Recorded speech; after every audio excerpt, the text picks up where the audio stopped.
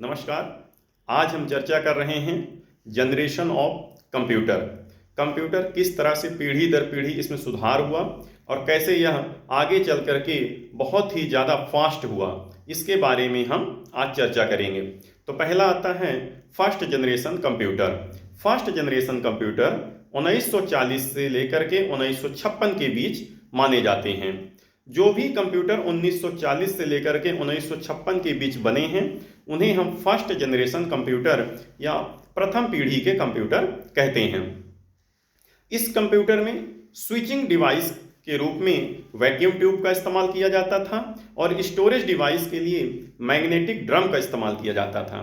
इसकी स्पीड जो थी वह मिली सेकेंड में थी और इसमें जो ऑपरेटिंग सिस्टम का इस्तेमाल किया जाता था वह बैच ऑपरेटिंग सिस्टम जो था इसमें प्रयोग होता था और इसकी जो लैंग्वेज थी, जो भाषा थी, वह बाइनरी लैंग्वेज या मशीन लैंग्वेज पे काम करता था। प्रथम श्रेणी के जो कंप्यूटर थे उसमें केवल और केवल बाइनरी लैंग्वेज या मशीन लैंग्वेज ही प्रयोग होती थी, जो कि 0 और 1 के फॉर्म में होती है। इस कंप्यूटर के साथ यह दिक्कत थी कि इसकी स्पीड बहुत ही कम थी और इसको एक स्थान से दूसरे स्थान ले जाना बहुत ज़्यादा कठिन हो रहा था। इसका एक एग्जाम्पल है मैक 1। मैक 1 जो है वह फर्स्ट जनरेशन के कंप्यूटर कहे जाते हैं। इसका प्रयोग साइंस और टेक्नोलॉजी के क्षेत्र में किया जाता था। अब प्रथम श्रेणी के जो कंप्यूटर थे इसमें सुधार हुआ और आगे जो कंप्यूटर आया उसे हम सेकंड श्रेणी का कंप्यूटर या द्वितीय पीढ़ी का कंप्यूटर कहते हैं या सेकंड जनरेशन कंप्यूटर कहते हैं, जो कि 1956 से लेकर के 1963 के बीच माना जाता है। तो हम कह सकते हैं कि 1956 से लेकर के 1963 के बीच के जो कंप्यूटर आए उन्हें सेकंड जनरेशन कंप्यूटर कहा जाता था। अब फर्स्ट जनरेशन के कंप्यूटर में सुधार हुआ और स्विचिंग डिवाइस जहां पे वैक्यूम ट्यूब का इस्तेमाल होता था तो वैक्यूम ट्यूब के स्थान पे ट्रांजिस्टर का प्रयोग होने लगा था। ट्रांजिस्टर जो थे वो सेमीकंडक्टर के बने थे और स्टोरेज डिवाइस के लिए मैग्नेटिक कोर टेक्नोलॉजी का प्रयोग किया जाने लगा और इसकी गति में भी सुधार हुआ। अब इसकी स्पीड जो पहले मिली सेकेंड थी फर्स्ट जनरेशन में वह बढ़ करके माइक्रो सेकेंड में हो गई और इसमें 2 ऑपरेटिंग सिस्टम का इस्तेमाल होता था। एक कहलाता था मल्टीटास्किंग और दूसरा था टाइम शेयरिंग ऑपरेटिंग सिस्टम। इसमें जो लैंग्वेज का प्रयोग होता था वह असेंबली लैंग्वेज और हाई लेवल लैंग्वेज पे यह काम करता था।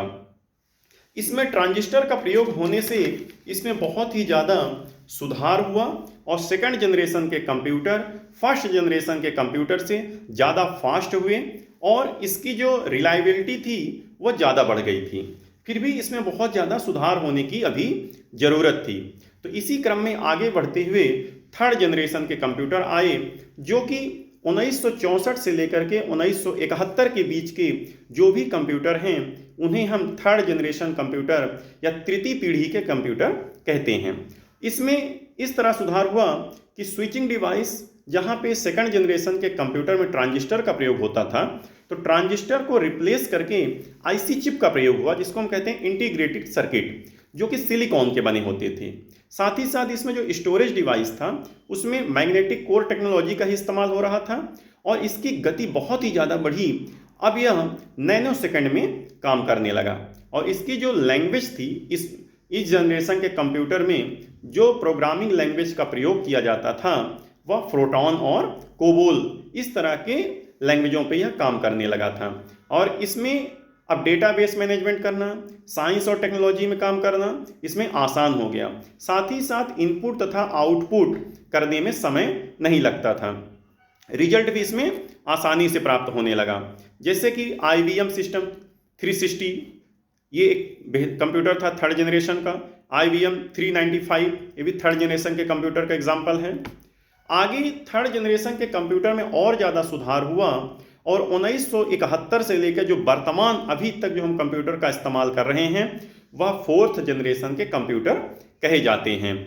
अब इंटीग्रेटेड सर्किट आया तथा साथ ही साथ इसमें माइक्रो प्रोसेसर का प्रयोग होने लगा। जो हम देखते हैं कि जो मिनी कंप्यूटर होते हैं या फिर अपना जो पीसी होता है उसमें एक माइक्रो प्रोसेसर होता है और जो बड़े कंप्यूटर होते हैं उसमें एक से ज़्यादा माइक्रो प्रोसेसर का इस्तेमाल किया जाता है। माइक्रो प्रोसेसर लगने से कंप्यूटर की स्पीड बहुत ही ज़्यादा बढ़ गई। अब यह पिको सेकंड में काम करने लगा था और इसमें सेमीकंडक्टर तब मेमोरी चिप का इस्तेमाल था, मेमोरी डिस्क का भी प्रयोग होने लगा था। और यह जिस ऑपरेटिंग सिस्टम पे काम करता था वह टाइम शेयरिंग ऑपरेटिंग सिस्टम और नेटवर्क पे काम करने लगा और इसमें हाई लेवल लैंग्वेज का इस्तेमाल होने लगा।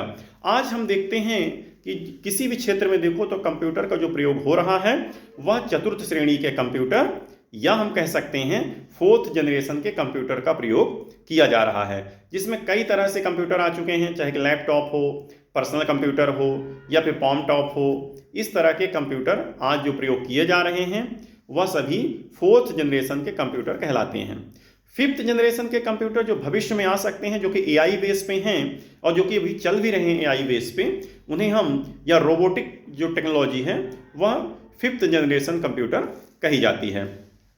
तो आज हमने चर्चा किया कि जनरेशन ऑफ कंप्यूटर, जिसमें 5 जनरेशन की चर्चा किया, जिसमें हम देखें कि फर्स्ट जनरेशन के जो कंप्यूटर थे उसमें वैक्यूम ट्यूब का इस्तेमाल कर रहे थे। सेकंड जनरेशन के कंप्यूटर में ट्रांजिस्टर का प्रयोग किया गया। थर्ड जनरेशन के कंप्यूटर में हम इंटीग्रेटेड सर्किट का प्रयोग किए और फोर्थ जनरेशन कंप्यूटर में माइक्रो प्रोसेसर आया। और फिफ्थ जनरेशन जो कंप्यूटर होगा वह एआई बेस और टेक्नोलॉजी पे बेस होगा, जो कि रोबोटिक पे होगा। ये जनरेशन ऑफ कंप्यूटर से संबंधित कुछ टॉपिक थे।